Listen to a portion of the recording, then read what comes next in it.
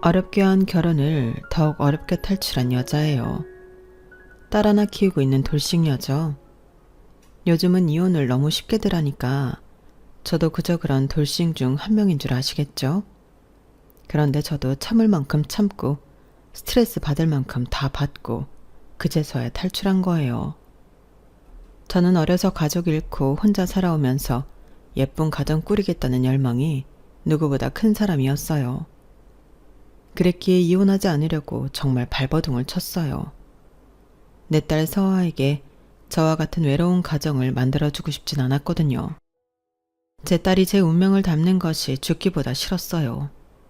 그런데 지옥 같던 결혼 생활, 부부 같지도 않았던 부부 생활, 악마 같은 시댁 식구들에게 둘러싸인 가정 속에 자라게 하느니 그냥 이혼해서 저 혼자 키우는 게 낫겠더라고요.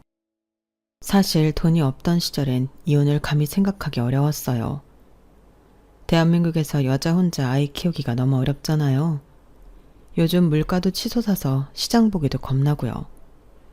그런데 어떤 사건을 계기로 돈이 갑자기 왕창 생기면서 이혼을 결심할 수 있는 용기가 생긴 거죠. 돈으로 모든 걸 다 살 수는 없지만 사람한테 큰 용기를 가져다 주는 건 확실한 것 같아요. 저는 전문대 미대를 나와서 학원 강사를 하고 있고 남편은 중소기업에서 일을 하고 있었어요. 시동생은 동서와 함께 서울대 동기고요. 물론 서울대 들어가기 힘든 거 엄청나게 똑똑한 사람들만 들어갈 수 있는 학교인 거 잘 알고 있어요. 하지만 그놈의 서울대 타이틀 때문에 시모가 저를 동서와 엄청나게 비교하면서 깎아내렸어요. 진짜 시모한테 서름당한 거 생각하면 아직도 속이 부글부글 끓어요. 서울대 나왔다고 다 훌륭하고 완벽한 사람은 아닌 거잖아요. 그런데 시모는 모든 일에 다 네 동서는 서울대 나왔고 넌 천문대 나왔잖니? 라면서 비교해댔죠. 단순히 학벌만 비교했으면 제가 말도 안 꺼낼게요. 시모는 제가 혼수로에 간 세간 살림이며 옷, 장신구 등을 제 허락 없이 중고로 야금야금 팔아먹더군요. 안 되겠어서 CCTV까지 설치해보고 직접 잡아냈죠. 이게 도둑인가요? 가족인가요? 여러분이 들으셔도 정말 황당한 얘기죠? 그러는 동안 남편이랑 작자는 뭐하고 있었냐고요. 사실 착한 줄 알고 결혼했던 남편이 제일 뒤통수를 세게 쳤어요. 시댁 식구들만 비정상이었다면 그냥 인연 끊고 가정 유지하면서 살았을 거예요. 우리 가정만 잘 살면 장땡이니까요. 그런데 최종적으로 이혼을 결심했던 건 남편의 악역이 가장 컸어요. 천사인 줄 알고 결혼했던 남편은 악마가 따로 없었죠. 제가 우리 딸의 아빠를 이렇게까지 나쁘게 말할 정도면 어느 정도로 말도 안 되는 인간인 줄 아시겠죠. 그래서 남편의 만행까지 낱낱이 다 까발릴 거예요. 사연살롱 구독자분들께 제 속에 있는 얘기 다 털어놓지 않으면 제 명예 못 살 것 같았어요. 얼굴 다 아는 친구나 지인에게는 오히려 쪽팔려서 말을 못하겠고 사연살롱 여러분께는 다 까발릴 수 있을 것 같아요. 속 시원히 다 털어놓을 예정이니 꼭 끝까지 이야기 들어주시고 그동안 사느라 수고했다고 답글 한마디씩 남겨주세요. 저 정말 어렵고 힘들게 이 자리까지 왔거든요. 그럼 제 이야기를 하나씩 풀어내볼게요. 저는 현재 당뇨가 살짝 있어요. 물론 밥이 주식인 한국 사람들에게 당뇨는 살짝씩 다 있다더라고요. 그런데 전 탄수화물을 좋아하는 편도 아니어서 빵이나 라면, 떡 같은 것도 많이 먹는 편이 아니에요. 심지어 식사도 반은 쌀밥으로 반은 두부로 대체해서 먹거든요. 그런데도 당뇨 수치가 안 좋다고 나오더라고요. 그게 바로 유전의 힘인 것 같아요.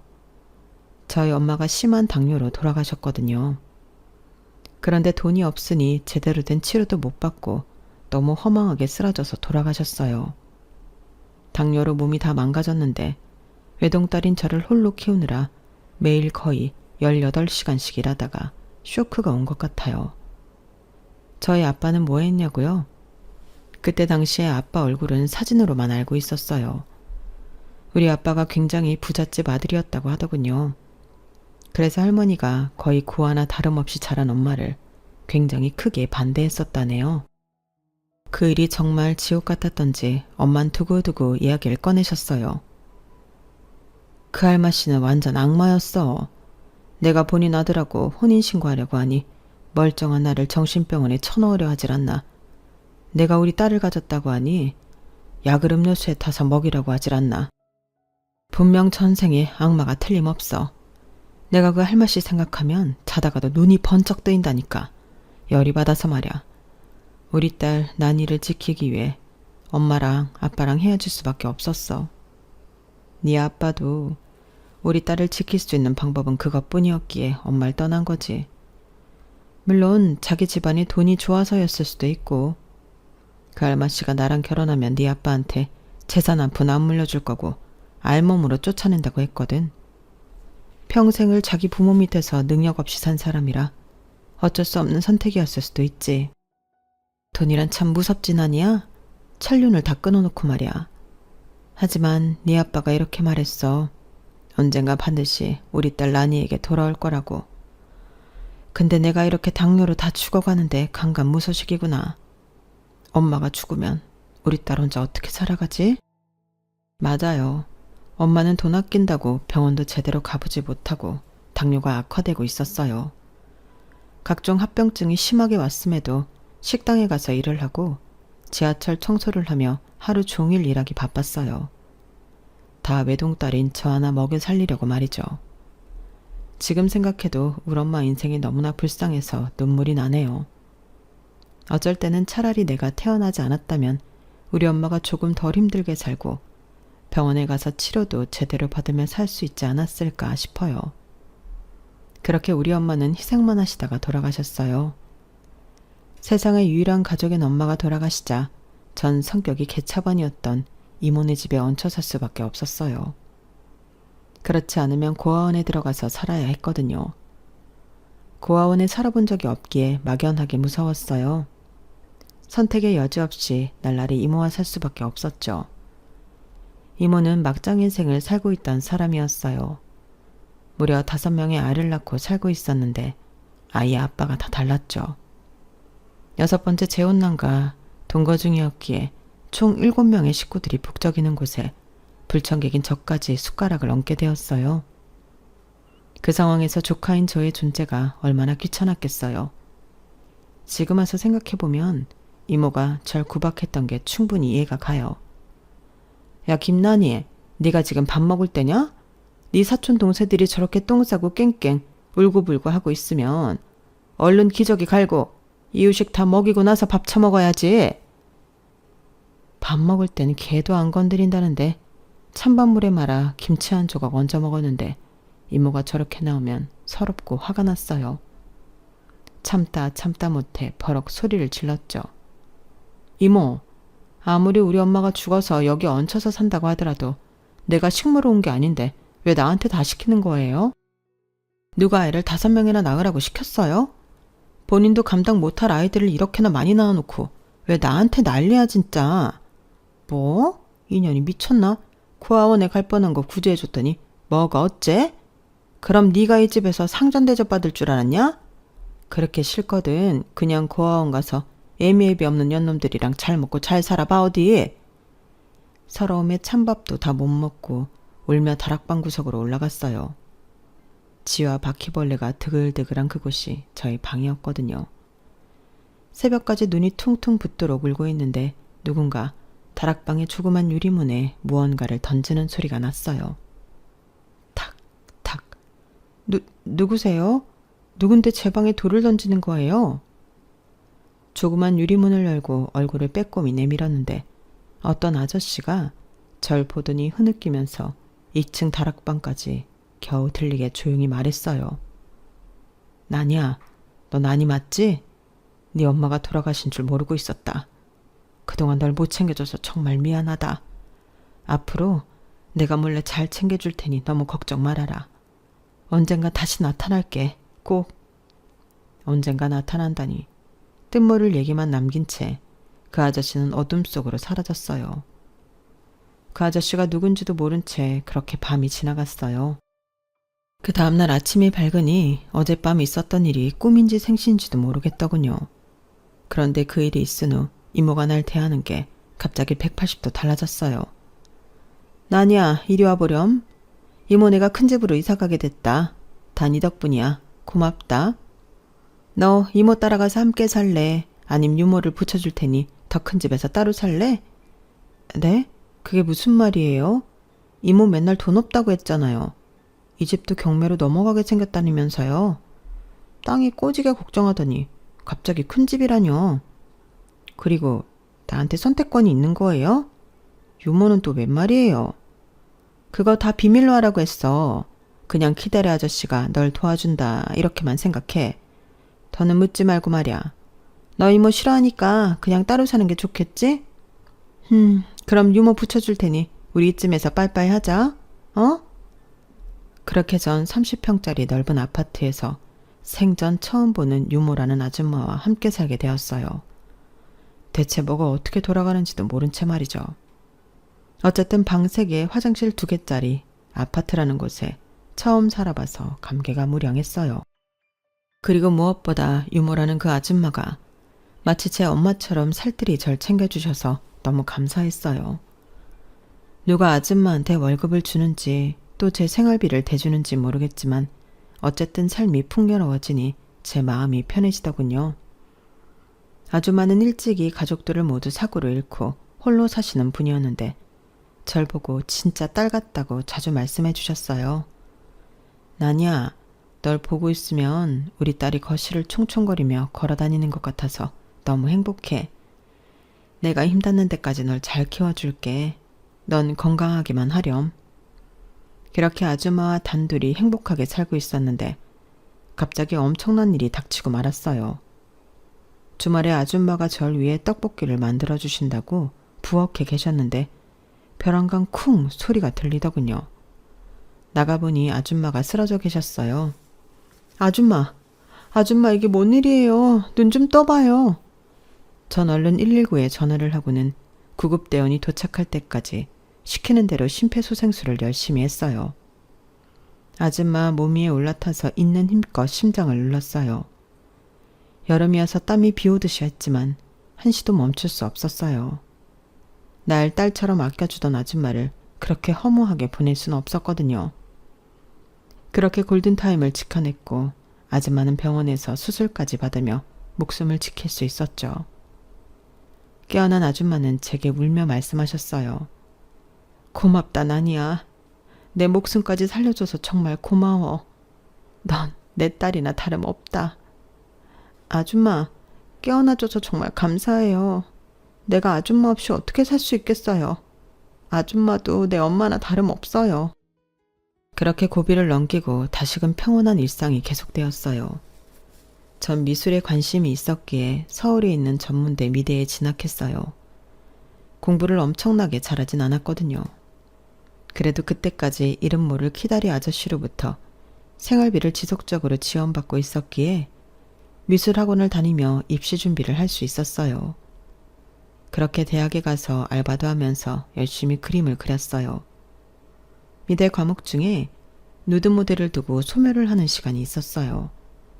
그 전에도 몇 번 그려봤고 예술 작품을 그려내는 일이었기에 알바하는 남자 누드 모델에게 아무런 느낌이 없었는데 이번 남자 모델은 정말 잘생겼더라고요.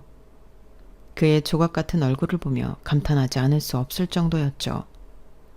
그렇게 미술 시간이 끝났는데 누가 두 손에 자판기 커피를 들고 절 불렀어요. 저기요. 잠깐 시간 되실까요? 돌아봤더니 아까 소묘를 했던 그 남자 모델이었어요. 멀쩡히 옷 입고 서 있으니 남자 배우 뺨치더군요. 저 말씀이신가요? 아까 모델분 맞죠? 혹시 무슨 일 있으신가요? 누드 모델 알바한 다음에 이렇게 대시하는 게 좀 그렇긴 한데 저도 평범한 대학생이에요. 군대 다녀와서 취업 준비 중인 복학생이죠. 너무 제 스타일이셔서 그냥 지나칠 수 없었어요. 커피 한 잔이라도 같이 하고 싶어서 자판기에서 급하게 커피를 뽑아왔네요. 카페 라떼 뽑았는데 괜찮으세요? 잘생긴 남자가 저 좋다고 따라왔는데 마다할 여자가 어디 있을까요?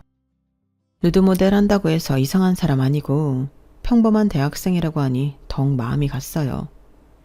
그의 조각 같은 얼굴과 눈빛에서 빛이 나는 것 같았어요. 그 자판기 커피를 같이 마시던 30분가량의 시간 동안 그에게 푹 빠져버렸죠. 말은 또 얼마나 재미있게 잘하든지 연애 한번 못 해보고 남자 손 한번 못 잡아본 제가 홀딱 반하기에 충분했어요. 그 일을 계기로 우리는 사귀게 되었어요. 누드 모델 서던 남자와 사귀게 되었다고 하니 같은 과 친구들이 수군대긴 했지만 전혀 알 바 없었어요. 어려서부터 홀로 살다 보니 독립심이 강해서인지 남들의 시선 따위 상관없다는 걸 잘 알고 있었거든요. 남친은 저보다 7살 연상이었고 취업 준비생이었어요. 어렸을 때는 아버지가 사업하셔서 잘 살았는데 사업이 완전 쫄딱 망하면서 온 가족이 반지하 새방에서 살게 되었다더군요. 저도 가난의 서름을 겪어봤기에 공감이 갔어요. 우리 아버지는 사업이 망했을 때 그 충격에 못 이겨 쓰러져 돌아가셨어. 밑바닥부터 홀로 다녀온 사업체였기에 한 몸이나 다름없었지. 그 여파로 우리 엄마도 심신이 많이 약해지셨어. 불쌍한 우리 엄마. 다행히는 남동생이 워낙 공부를 잘해서 서울대 사범대를 졸업하고 같은 과 여자를 만나 이른 나이에 결혼했어. 현재 수학학원을 차려서 둘이 함께 일하면서 잘 살고 있지. 내 남동생이 우리 집안의 희망이야. 재수시까지 같이 서울대 나왔으니 정말 다행이야. 내 동생이라도 공부를 잘해서 우리 엄마를 기쁘게 해드릴 수 있으니 말이야. 남친은 아주 지극한 효자였어요. 그땐 그게 좋게 보였어요. 마마보이라는 생각조차 못했어요. 도리어 부러웠죠. 엄마가 없는 제게는 그렇게 효도를 할 수 있는 대상이 있다는 것만으로도 부럽더군요. 그럴 때마다 그나마 유모 아줌마와 함께 살고 있다는 것에 위안이 됐죠. 내 진짜 가족이나 다름없었으니까요. 그런데 대학을 졸업할 때쯤 학교 졸업 전시회 때문에 엄청 바쁘게 작품을 준비하다가 집에 들어갔는데 아줌마가 또 쓰러져 있었어요. 아줌마, 이게 어떻게 된 일이에요? 몇 년 전에 내가 심폐소생술을 열심히 해서 아줌마를 살려낸 기억이 있기에 또다시 119가 오기 전까지 열심히 심폐소생술하며 인공호흡까지 했어요.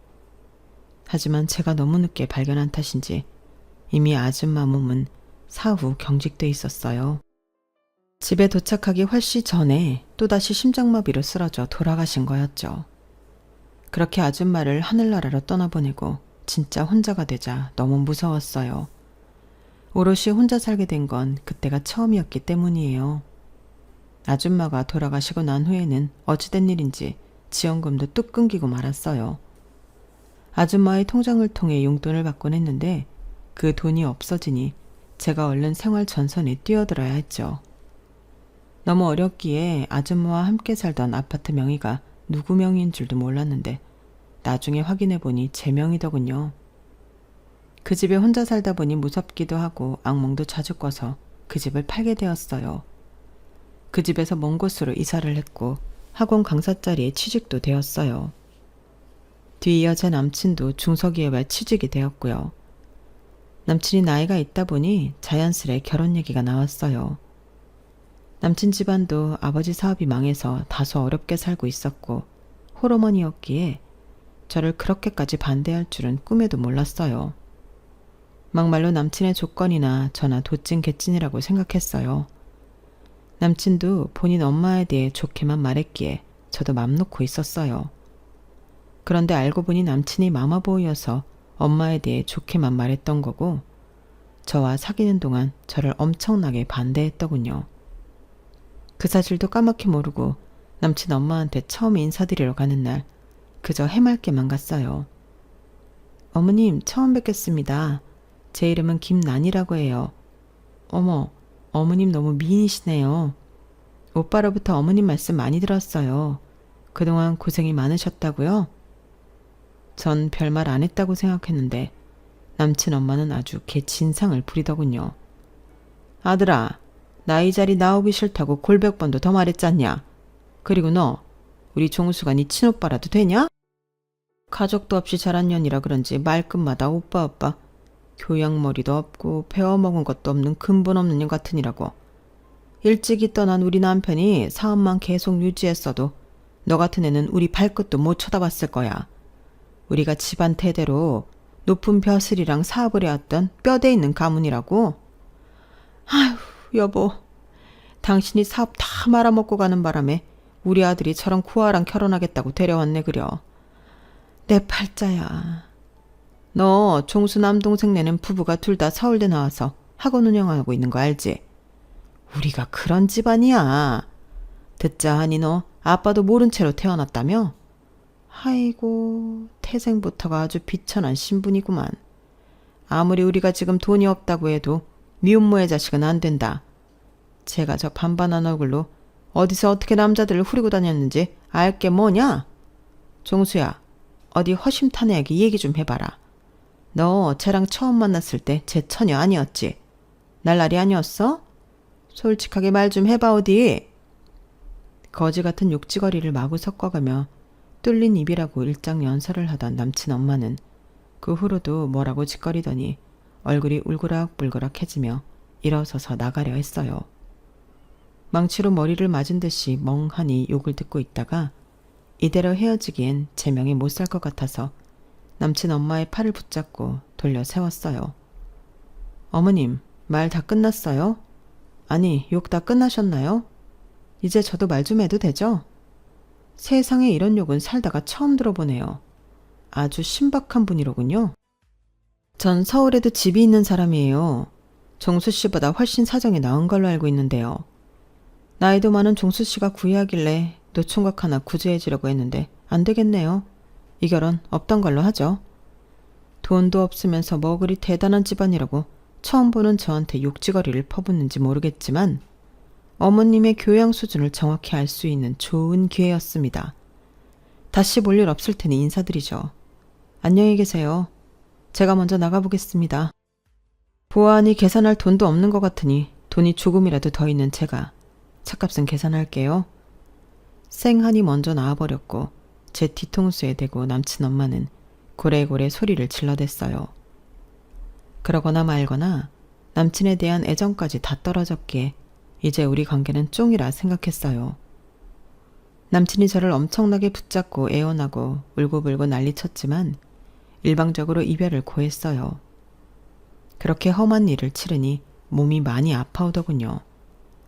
일하던 미술학원의 사정을 말하고는 한 일주일간 집 밖에 나가지 않고 쉬었어요.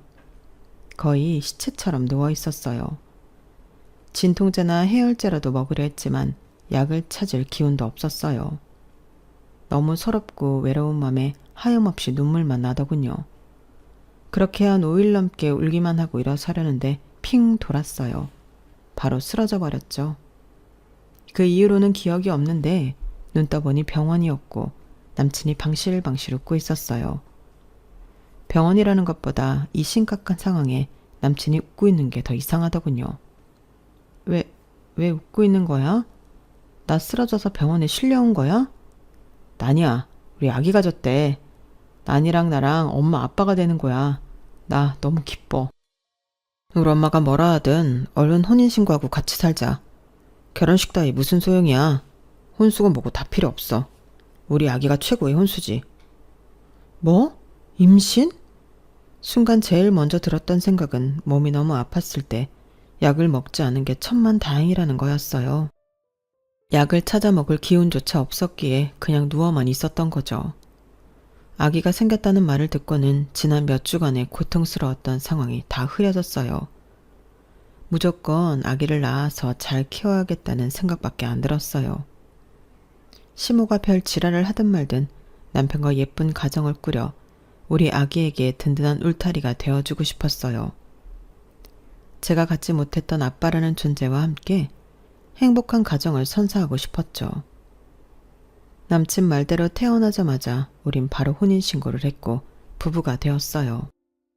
그 후 시모에게 일방적으로 통보를 했죠. 아기가 생겼다니 시모도 더 이상 반대를 할 수는 없었어요. 그러자 두 번째 공격이 들어왔죠. 지긋지긋한 돈 요구였어요. 그건 제가 이혼하는 순간까지도 마치 이명처럼 계속 맴돌았던 얘기였어요. 며느리인 제 얼굴만 보면 맨날 돈 얘기였죠. 네가 우리 큰아들을 채간다면 네 소유의 그 아파트 나랑 공동명의로 돌려라. 혼수도 아무것도 안 해온다며? 그 정도는 해줘야 하는 거 아니냐? 네? 지금 제가 잘못 들은 건가요? 아니, 남편인 종수 씨랑 공동명의가 아니고 어머님과 공동명의로 하라고요? 그렇게는 못해요, 어머님. 결혼이 무슨 사업인가요? 한몫 잡는 재테크예요? 이렇게 계속 돈돈거리실 거면 어머님께서 나가서 일해서 돈 보세요. 아직 몸 건강하시잖아요. 왜 아들들한테 생활비를 100% 받아내려고 하시나요? 이해가 안 되네요. 시모의 모든 요구를 다 들어줄 순 없었어요. 하지만 내 아이의 아빠가 될 사람인 남편이랑은 공동명의를 해줬어요. 그때까지만 해도 남편이 임신한 짝에 잘 해주는 편이었거든요. 남편을 전적으로 믿고 있었죠. 평생 날 배신 안 할 사람으로 말이죠. 하지만 나중에 뒤통수를 크게 맞게 됩니다. 사람을 다 믿으면 안 되는 것 같아요. 제가 사람 보는 눈이 없는 탓이겠지만요. 전 아주 예쁜 딸인 서아를 낳았고 그게 지금까지 제가 살면서 가장 잘한 일인 것 같아요. 내 가슴에 서아를 안고 있으면 세상을 다 가진 것만 같았죠. 서아만이 진정한 내 가족이었어요. 24시간 마냥 아이만 보고 싶었지만 현실은 녹록지 않았어요. 남편이 다니던 중소기업이 망하면서 남편은 졸지에 백수가 되었고 제가 미술학원 2-3개에서 하루 종일 일을 해야만 먹고 살 수 있었어요. 어쩔 수 없이 놀고 먹는 시모에게 우리 서아를 맡기고 일하러 나갔어요. 그러기를 딱 1달이 지났는데 우리 서아의 건강이 눈에 띄게 안 좋아지고 살이 붙는 느낌이 들었어요. 병원에 가서 체계적으로 검사를 해보니 단성분을 너무 많이 먹고 영양 불균형이 심하다더군요. 분명 몸에 좋은 야채들로 가득한 이유식을 만들어 놓고 나와서 시모가 떠 먹이기만 하면 되는데 대체 어찌된 일인지 어리둥절했죠. 그때쯤에 옷장에 잘 걸려있던 제 옷이 찢어지고 몇 개 없는 귀금속도 없어지고 뭔가 집안이 엉망진창이 된 느낌이라 시모를 의심하던 차였어요. 전 시모 몰래 CCTV를 달았어요.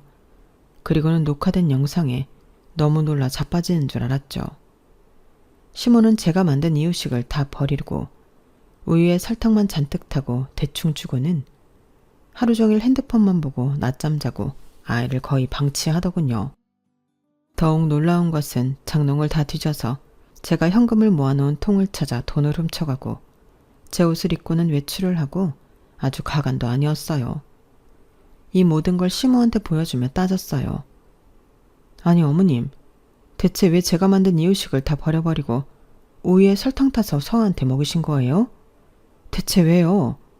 어머님이 그렇게 좋아하는 중고 사이트에 팔기라도 했나요? 혜그머니나, 너 그것까지 어떻게 알았냐?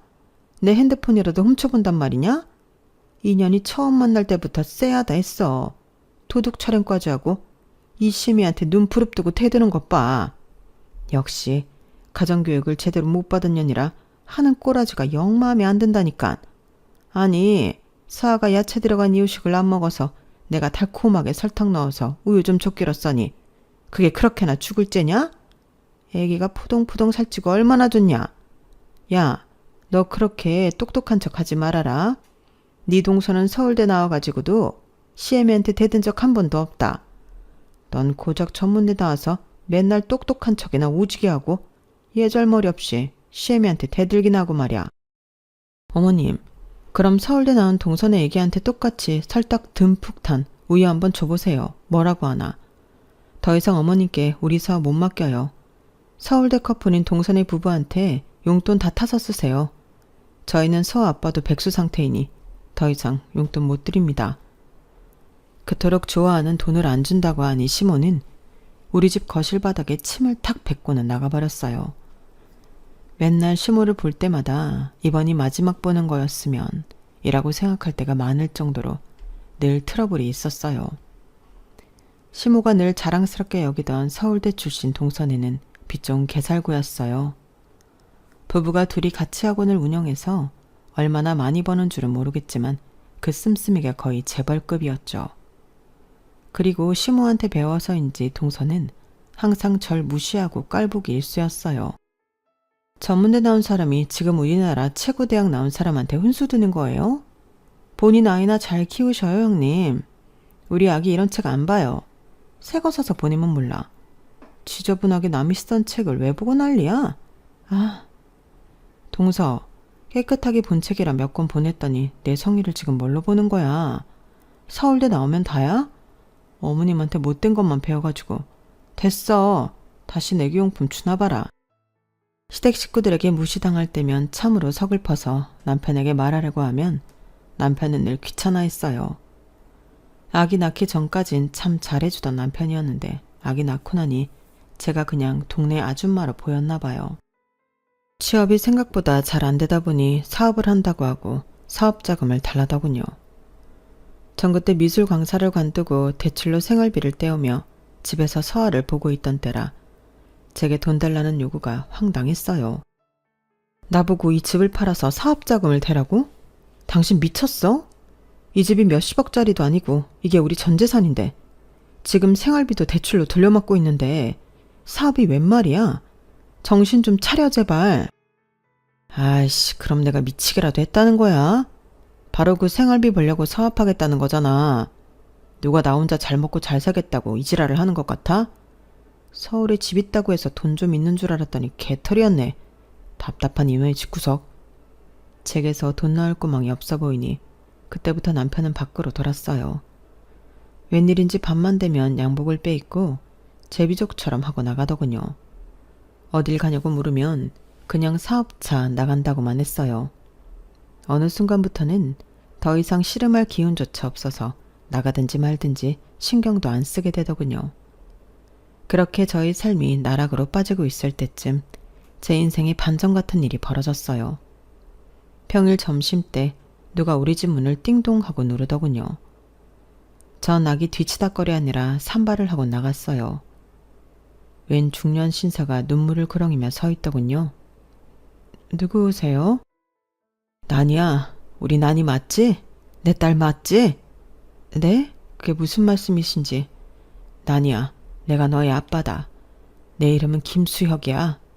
혹시 엄마가 내 이름을 너에게 말해줬었니? 하긴 내가 네 엄마한테 널 혼자 키우게 하고 여지껏 제대로 돌보지도 못했으니 생전에 내 이름을 말해주지도 않았을 테지. 어렴풋이 아빠의 이름을 들어본 것 같기도 했어요. 너무도 신기한 것이 처음 마주한 사람인데도 저와 참 닮았다는 생각이 들어서 아무런 경계심이 들지 않더군요. 바로 집으로 모셨어요. 드디어 내 부모님들이 모두 돌아가셨어. 그동안은 네 할머니 할아버지 고집 때문에 널 제대로 챙겨주지 못했다. 너와 교류를 하고 지원해주는 걸 들키게 되자 아무런 재산을 물려주지 않겠다고 엄포를 놓으셨거든. 이 아빠는 참 불효자야. 그 순간부터 우리 부모님들이 빨리 돌아가시기만을 바랬지. 엄마 없이 혼자 자라는 우리 딸을 챙겨주고 싶어서 말이야. 이제 부모님의 전 재산이 나에게로 상속 완료됐다. 지금부터는 이 돈을 다 너에게 쓸 거야. 난 돈 필요 없다. 네가 행복해질 수만 있다면 네 돈으로 뭘 해도 좋아. 그동안 못 챙겨줘서 정말 미안하다. 이 못난 애비를 용서해 다오. 그때 낮잠 자던 서아가 울면서 나왔어요. 우리 서아를 보고는 아빠는 부둥켜 안고 더욱 서럽게 울더군요. 그렇게 하루아침에 전 아빠와 재회하게 됐어요. 그 후로 아빠는 제게 큰 힘이 되어 주었어요. 아빠는 전에 결혼했던 분과 일부러 아이를 낳지 않고 살다가 이혼했다고 했어요. 괜히 저 때문인 것 같아 괜시리 미안한 마음까지 들더군요. 그도 그럴 것이 아빠를 만난 이후로 벅찰 정도로 제게 큰 돈을 주셨어요. 이게 꿈인지 생시인지 모를 정도여서 당분간은 시댁 식구들한테는 비밀로 했어요. 남편을 포함해서 말이죠. 제게 끊임없이 돈 요구를 하던 시모에게 약간의 용돈을 다시 드리기 시작했어요. 믿음직한 베이비시터에게 서아를 맡기고 일을 시작했거든요. 아빠로부터 큰 돈을 지원받았지만 일을 하지 않으면 제가 미쳐버릴 것만 같았어요. 남편과의 사이도 안 좋고 모든 게 혼란스러웠기 때문이죠. 어쨌든 제가 돈을 벌고 시모에게 용돈을 다시 주기 시작하자 시동생한테까지 연락이 오더군요. 서울대 나와서 학원까지 운영하지만 돈을 펑펑 써대니 전세 직구할 돈도 없었는지 2억이 모자라다며 형수인 나한테 연락을 해왔어요. 평소 별로 친근하지도 않던 무뚝뚝한 시동생이 돈을 달라는 게 탐탁치 않았지만 아빠로부터 크게 여유가 생긴지라 선뜻 도와줬어요. 그런데 딱히 고맙다는 말도 없더군요. 그래서 한마디 했어요. 도련님, 없는 살림에 큰돈 보태드렸으면 적어도 형수한테 고맙다는 말 정도는 해야 하는 거 아니에요? 서울대까지 나오시고 똑똑하신 분이 아무리 무뚝뚝한 성격이라고 해도 너무하시네요, 정말. 그래도 시동생은 끝까지 고맙다고는 안 하더군요. 못돼 처먹은 동서와 끼리끼리 잘 만났다는 생각이 들었어요. 그리고 그날 저녁 일을 마치고 집에 들어가려는데 신발장에서 남편과 시모가 비밀 이야기를 하는 걸 엿듣게 되었어요. 야, 아직 서아 엄마 집에 안 왔지? 자, 이 여자 좀 봐라. 이 여자가 나이는 50대 초반인데 치매 걸린 할아버지 하나 잡아다가 구워 삶아먹고는 혼인신고까지 하고 살았대. 그러다 할아방 죽고 바로 상속받아서 글쎄 재산이 50억이나 된단다. 이 여자 어떠냐? 너 그냥 서아 엄마랑 서아버리고 이 여자 잡아서 혼인신고하고 살아라. 그럼 절반은 이모가 아니더냐? 아, 네가 서아 엄마랑 이혼한다고 해서 서아가 네 자식이 안 되는 건 아니잖냐. 돈 없는 여자랑 더 살아서 뭐 하겠냐? 게다가 싸가지도 없는 며느리 나도 싫다? 시모의 발언에 피가 거꾸로 솟았지만 남편의 반응이 더욱 참담했어요. 그럴 거 엄마? 안 그래도 애 낳고 옆에 뇌가 푹 퍼져서는 완전히 아줌마 됐잖아. 여자가 남편 사업자금 하나 못 대주고 다 별로야. 엄마 말대로 이 50대 아줌마나 잡아야겠어. 요즘 호스트바 나가서 아줌마들 상대하며 푼돈 버느라 진이 다 빠졌는데 잘 됐네 그래. 남편이 제비처럼 하고 매일 밤 나갔던 건 진짜 제비짓을 하고 다닌 거였어요. 진짜 놀랄 노짜였죠. 그때 동서로부터 전화가 왔어요. 전화기가 울리자 제가 엿듣고 있는 걸 시모와 남편이 알아챘죠. 그러거나 말거나 일단 전화를 받았어요. 동서의 망언은 황당함의 연속이었어요. 형님, 2억 푼돈 주고 생색은 엄청 내시네요. 하긴 우리가 벼룩에 간을 내어 먹었네요. 어쨌든 우리 학원 잘 운영되고 있으니 얼른 갚을게요. 뭐? 2억? 푼돈? 그런 너네 집 구석은 그 정도 푼돈이 없어서 전문대 나온 나한테 돈을 빌리냐? 고맙다는 말은커녕 생색? 나 미치겠네 진짜. 더는 못하겠다. 이놈의 사이코지 구석. 더는 못 살겠다. 전 버럭 소리를 지르며 전화를 끊고는 시댁 식구들과의 인연도 끊어버릴 결심을 했어요. 이제 그만 이 거지 버러지 같은 것들과 빠이빠이 하고 싶었죠. 어머님, 서아 아빠 다 들었어. 참네. 50억 있는 50대 여자랑 재혼을 하시겠다고? 마음대로 하구려. 내가 현재 돈이 얼마 있더라? 아참, 얼마 전에 준재벌 아빠를 만났다고 내가 얘기 안 했지? 아빠가 무려 1,000억 넘게 상속을 받으셨대. 상속료 다 빼고 말이야. 그 돈 다 놨으래. 아빠는 돈 필요 없다고 말이야. 자, 어마어마한 증여세를 물고 내 통장에 일시불로 엄마 꽂아주셨는지 한번 봐봐. 내 계좌 잔액 구경이나 한번 해보셔들. 시모와 남편은 제 핸드폰에 나와 있는 통장 잔액을 보고는 눈이 휘둥그레졌어요. 특히나 돈 좋아하라 하는 시모는 눈이 튀어나올 지경이었죠. 가만히 있어봐. 일십, 백, 천만, 500억? 아들아, 네가 한번 세어봐라. 이거 0이 9개면 500억 맞는 거냐? 아이쿠, 우리 며느리가 이렇게 부자였어? 진작 말하지 그랬냐? 나 다리가 후들거린다. 잠깐 앉아서 우리 이야기 좀 나누자꾸나 며느리야. 여기가 어디라고 더러운 엉덩이를 붙이려 해요. 당신이랑 당신 엄마 당장 나가버려. 그리고 앞으로는 변호사를 통해 연락할 테니 그렇게 하세요. 아마 비싼 변호사 선임해야 할 거예요. 깜빵 안 가려면 말이죠. 전 남편과 시모가 아까 저 몰래 말한 내용을 다 녹음하고 있었어요. 돈 엄청 주고 사설탐정 고용해서 남편이 지금까지 부정한 짓 저지르고 다닌 거 증거 수집 다 했어요. 그리고 제일 비싼 이혼 전문 변호사를 선임해서 남편을 아주 처참하게 발가벗겼어요. 그리고 동선의 부부가 운영하던 수학학원 건물을 사서 훨씬 큰 수학학원을 오픈했어요. 비싼 강사 선임해서 말이죠. 동선의 학원은 거의 쫓겨나다시피 망해버렸죠. 당연히 빌려줬던 2억은 이자까지 쳐서 받아냈고 살던 전셋집을 제가 사버렸어요. 그리고는 집에서도 쫓아내버렸죠. 집 주인인 제가 들어가서 산다는 조건으로 말이죠. 아참, 시모는 우리 서아에게 설탕우유만 먹이던 장면과 제 물건들을 훔쳐서 중고로 팔던 증거들을 다 경찰에 제출해서 죗값을 받게 했어요. 여기까지 하는데 정말 정광석화 같은 속도로 몰아쳤어요. 지금까지 제가 시댁 식구들한테 당한 걸 싹 다 갚아주고 지금은 서아와 함께 아빠네 집 근처에서 잘 먹고 잘 살고 있어요.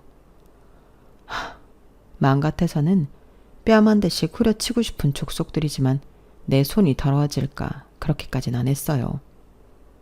돈이 생기니 세상이 여유롭게 느껴지네요. 이 아름다운 세상에서 그런 더러운 인간들 다시는 마주하고 싶지 않을 따름입니다. 착하고 열심히 살아오니 이런 복이 다 제게 주어지네요. 앞으로도 봉사활동도 열심히 하고 기부도 많이 하며 착한 사람들과 더불어 함께 살 거예요. 나쁜 사람들은 상종도 안 하고 말이죠. 여러분께서도 선한 마음으로 열심히 살면 분명히 큰 행운이 올 거라고 믿어 의심치 않아요. 복 받으세요, 여러분. 여러분, 사연 댓글에 응원과 현명한 조언 부탁드려요. 좋아요와 구독은 저에게 큰 힘이 됩니다.